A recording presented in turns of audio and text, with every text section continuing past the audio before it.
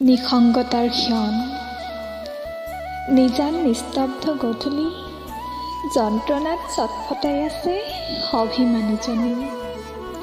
জোনাকৰ পোহৰত জিলিকি উঠিছে তাইৰ বিষাদৰ প্ৰতি টোপাল চকুলো। অসহ্য বুকুৰ বিষত তাই হুক হুকাই কান্দিছে। হাঁহিৰ গৰাকী অভিমানীজনীৰ থিতাতেই আজি হাঁহি হেৰাই গ'ল।